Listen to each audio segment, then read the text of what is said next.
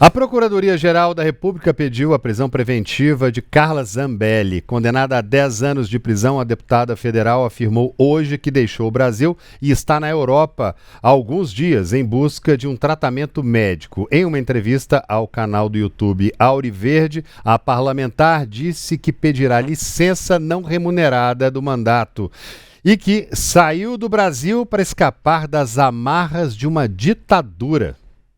Ela disse ainda que tem cidadania europeia, que não abandonou o país e não desistiu da luta, mas resistiu a atitudes ditatoriais contra ela. Vamos acompanhar um trecho dessa entrevista. Eu estou fora do Brasil, já faz alguns dias. Eu vim, a princípio, buscando um tratamento médico, e é um tratamento que eu já fazia aqui. E agora eu vou pedir, inclusive, para que eu possa me afastar do cargo. Tem essa possibilidade na Constituição. Acho que as pessoas conhecem um pouco mais isso hoje em dia, porque foi o que o Eduardo fez também. Ele pediu uma licença, né, não remunerada, então eu passo a não receber mais salário, e o gabinete vai ser ocupado pelo meu suplente. Então o suplente assume e eu fico fora do país durante esse período. Eu vou me basear na Europa. Eu tenho cidadania europeia, então estou muito tranquila com relação a isso. Gostaria de deixar bem claro que não é um abandono do país, não é desistir da minha luta, muito pelo contrário. É resistir, é poder continuar falando o que eu quero falar, é voltar a ser a Carla que eu era antes das amarras que essa ditadura nos impôs. Eu costumo dizer, eu tenho uma tatuagem de uma fênix, e eu costumo dizer que a gente tem que se reinventar todo o tempo. Quando as pessoas acham que a gente virou cinzas, a gente tem que renascer das cinzas e voltar a brilhar. Na entrevista, a deputada mencionou ainda Eduardo Bolsonaro ao falar sobre a possibilidade de pedir uma licença não remunerada. Após Zambelli dizer que saiu do Brasil, o advogado Daniel Bialski anunciou ter deixado a defesa da deputada. Ele alegou foro íntimo e disse que, a partir de agora, quem fala sobre ela é a assessoria de imprensa, que não havia emitido qualquer nota até o fechamento da nossa edição de hoje. E nós vamos conversar agora com a advogada criminalista Thalita Arcanjo para entender melhor essa situação da deputada Carla Zambelli. Muito boa noite, seja muito bem-vinda aqui ao Tempo News. Com a prisão preventiva solicitada agora, a situação da deputada, né, Carla Zambelli, se complicou bastante, não é isso? Boa noite. Sim, com a prisão dela solicitada, a situação dela tá muito complicada, né? Pois ela disse que sairia do país para fazer um tratamento médico, só que esse tratamento médico ele pode ser e está sendo interpretado como uma situação de fuga mesmo do país. Agora, o que pode acontecer, hein, com a Carla Zambelli após esse pedido de prisão preventiva, hein? A defesa dela consegue, de certa forma, mantê-la em solo estrangeiro? A defesa dela pode alegar que essa viagem foi uma viagem agendada, que já estava programada, porém, se for entendido como uma tentativa de fuga, a Procuradoria pode pedir a intervenção, sim, e ela ser incluída na lista da Interpol de foragidos e ter extradição do outro país que ela está. Thalita, a gente tem visto alguns debates sobre essa questão dela ser extraditada, né? A própria Zambelli disse mais cedo que por ela ter cidadania italiana, ela não seria extraditada, pela Itália estar alinhada aí à direita, isso não aconteceria. Procede esse argumento dela, Thalita? Não procede, não. Ela pode sim ser extraditada.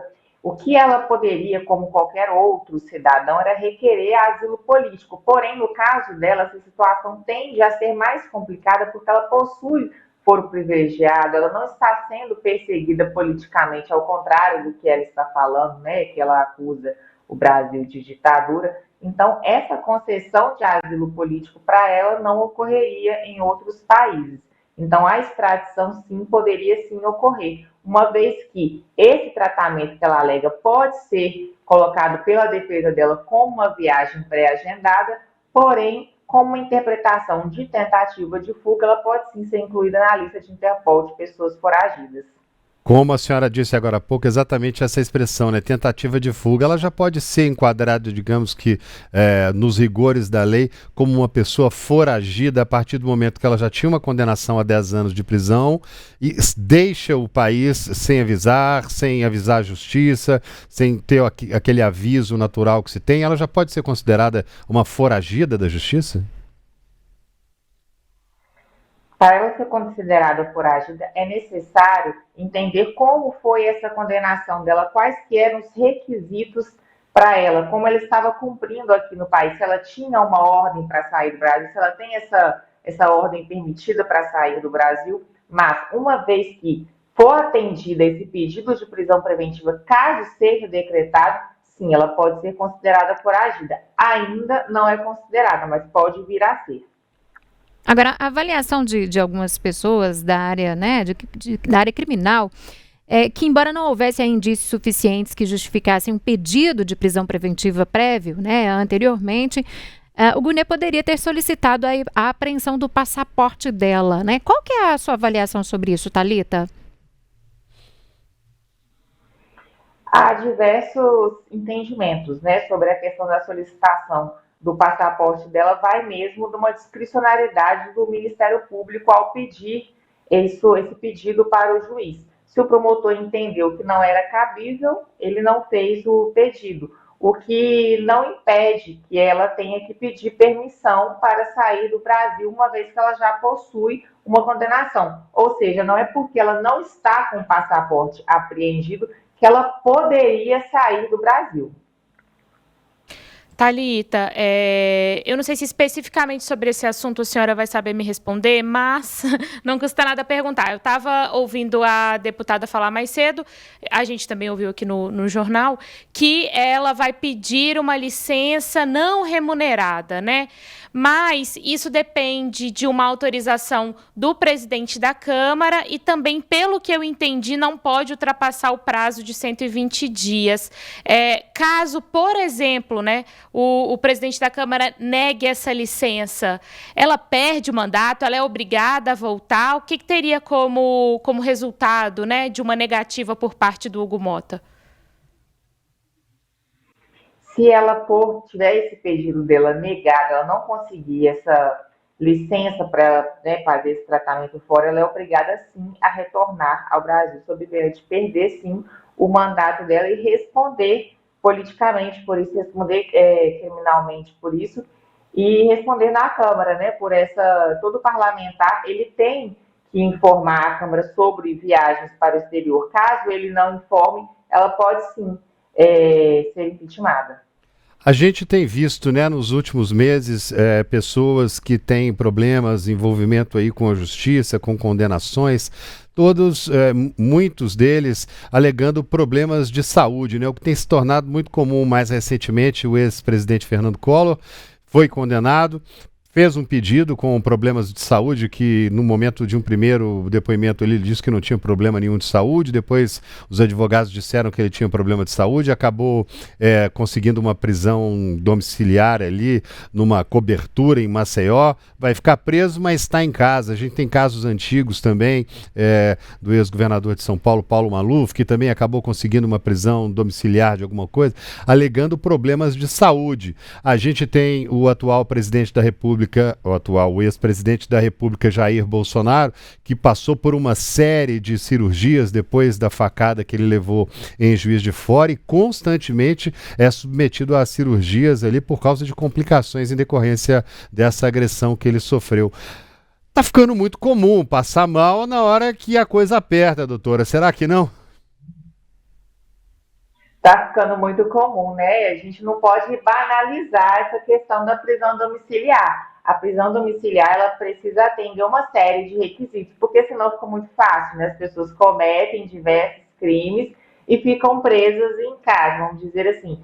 Então, a questão da prisão domiciliar, ela tem que atender uma série ali de requisitos, e essas questões de doenças, de tratar em casa, se pode tratar estando no presídio, se consegue se é um tratamento exclusivo que realmente demanda essa prisão domiciliar. Então, o que tem que ser feito é uma análise criteriosa para não banalizar esse instituto. Pois é, no caso do ex-presidente Fernando Collor, ele alegou ali apneia do sono, depressão e também algum outro problema do qual não me recordo agora. Mas todos esses problemas são problemas de saúde que podem, como a senhora disse, ser tratados em casa mesmo. Há médicos que atendem em casa, né, há tratamento, planos de saúde, uma série de questões que essas pessoas podem ser tratadas em casa.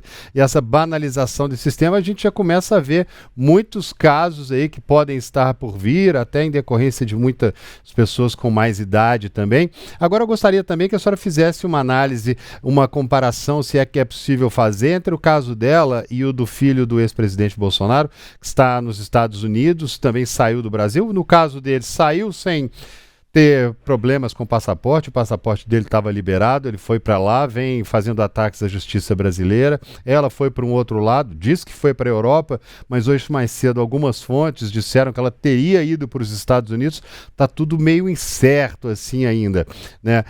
Daqui, no caso da Itália, é possível fazer algum tipo de contato, de deportação, de pedido de deportação, por exemplo? É possível, sim. São países que possuem acordo com o Brasil. São relações internacionais que guardam acordo com o Brasil, principalmente aí no caso dos Estados Unidos. Então, sim, é possível fazer essa extradição. E quanto a esses políticos irem para fora do país de forma livre, o passaporte ali não foi cassado, isso é uma falta mesmo, isso é uma falta de fiscalização aqui do poder público, que são pessoas que podem fugir a qualquer momento e não tiveram o passaporte cassado. Então, é uma discricionalidade, sim, do Ministério Público de pedir, do juiz de conceder, mas eu acredito, sim, numa falha da Justiça de não pedir o passaporte dessas pessoas que estão aí na iminência de fuga. E uma vez que elas já estão lá, elas podem sim ter o pedido de extradição. São países que guardam relação internacional com o Brasil. Eles têm tratados recíprocos. Agora, Thalita, né, a gente teve essa notícia hoje, né, do pedido de prisão preventiva aí por parte da PGR. O que a gente espera? Quais são os próximos passos protocolares aí em relação a Carla Zambelli a partir de agora? A gente espera agora uma análise, né, pelo STF sobre, do ministro Alexandre de Moraes, sobre a prisão dela. E uma vez que essa prisão dela for acatada, esse pedido de prisão for acatado, ela pode sim ser considerada foragida e ter o pedido de extradição para que ela retorne ao Brasil e fique aqui presa. Porque, por enquanto, ela ainda não é considerada foragida. Então, os próximos passos é aguardar essa análise do STF acerca do deferimento desse pedido de prisão ou pelo indeferimento.